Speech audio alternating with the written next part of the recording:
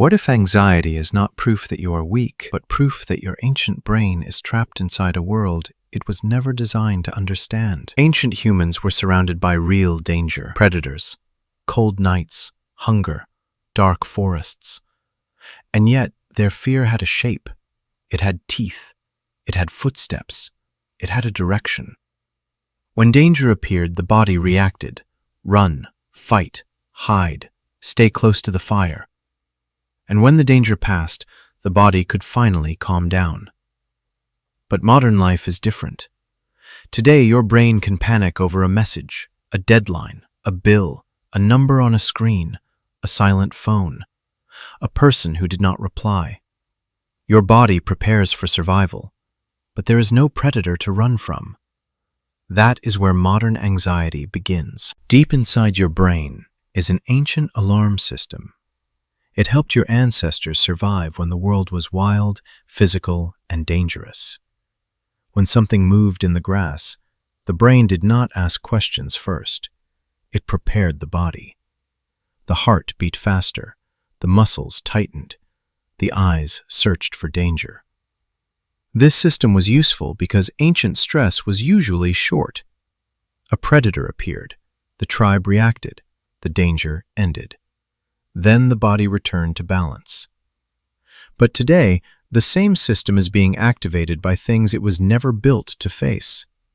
A work email, a notification, a social media comment, a deadline tomorrow, a message from your boss, a bill you cannot stop thinking about. Your brain can understand a wolf in the dark, but it cannot understand why one email can ruin your entire day. To your ancient nervous system, pressure is pressure. A glowing screen can feel like danger. A phone vibration can feel like a warning. A calendar full of tasks can feel like being surrounded. And because modern stress does not end quickly, the body never gets the signal that it is safe again. Ancient humans moved through stress.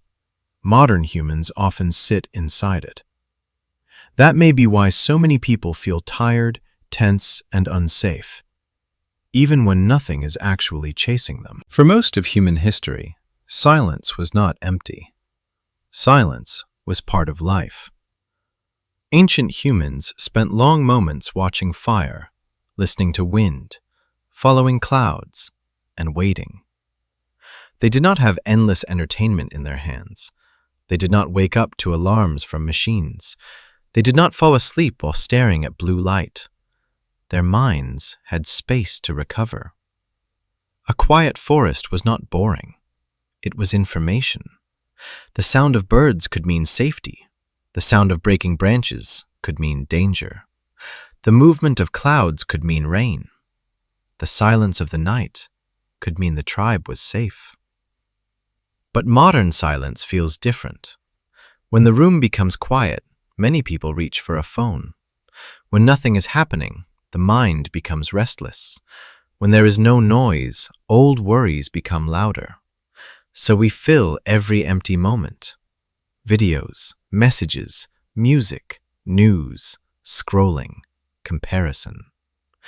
But the brain was not built to process the entire world every hour of the day. Ancient humans had danger, but they also had recovery. Modern humans have comfort, but very little true rest. And maybe the most frightening thing about silence today is that we have forgotten how to sit inside it. Ancient humans did not calm themselves alone. They were calmed by the tribe around them. In the ancient world, being alone was dangerous. A person separated from the group had less protection, less food, less warmth, less chance of surviving the night. So the human brain learned something powerful. Safety means connection. A face beside you, a voice near the fire, a hand on your shoulder, a group walking together. For your ancestors, the tribe was not just company, it was medicine. When someone returned from danger, the tribe saw them. When someone was injured, the tribe helped them. When someone was afraid, they did not have to carry fear alone. Stories were shared around the fire. Food was shared. Warnings were shared. Grief was shared. Even silence was shared. That kind of connection told the nervous system one simple message: you are not alone. But today, many people are surrounded by thousands of names, profiles, followers, and contacts while still feeling completely alone. We can receive likes without feeling loved. We can read messages without feeling understood. We can sit in a crowded city and still feel like there is no tribe around us. This is one of the strangest parts of modern anxiety. The body may be safe, but the ancient brain does not always feel safe without real human connection. It still looks for the circle around the fire. It still looks for familiar faces. It still looks for people who would notice if you disappeared. So when modern life becomes lonely, the ancient alarm system wakes up. Not because you are weak, but because your brain remembers an old truth.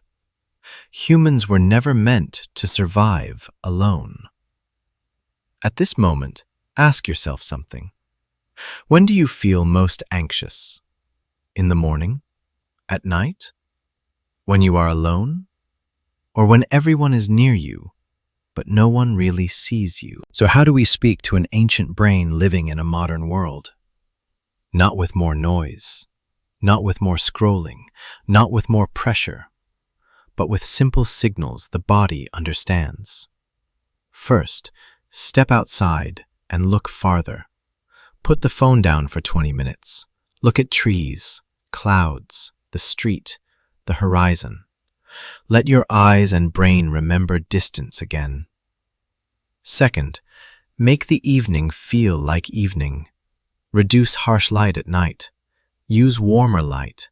Let the room become softer. Ancient humans knew the day was ending because the sun disappeared and fire became warm. Your brain still understands that language. Third, walk without rushing.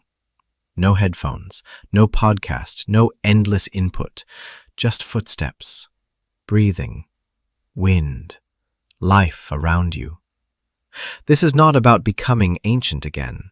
It is about giving your nervous system signals it still recognizes. The modern world teaches your brain to stay alert, but your body also needs moments that say, you are safe now. You can slow down. You can breathe. You can return. So maybe ancient humans were not free from fear. They knew fear very well. But their fear belonged to the moment. Ours often follows us into tomorrow. They had predators. We have pressure. They had darkness. We have endless light. They had silence. We have noise that never stops. But the ancient human is still inside you. The same body, the same nervous system, the same need for safety, sunlight, movement, rest, and connection. So remember this. You are not weak. You are an ancient creature trying to survive inside a world that became too fast, too loud, and too new. Maybe peace is not something you need to chase. Maybe it is something your body remembers when you finally slow down. Comment, "I will slow down," if you watched until the end, and subscribe for more ancient human stories, because the past is not gone. It is still living inside us. But the ancient human is still inside you. The same body, the same nervous system, the same need for safety, sunlight, movement, rest, and real connection. So remember this, you are not weak. You are an ancient creature trying to survive inside a world that became too fast, too loud, and too new. Maybe peace is not something you need to chase. Maybe it is something your body remembers when you finally slow down. Close the screen for a moment. Look outside.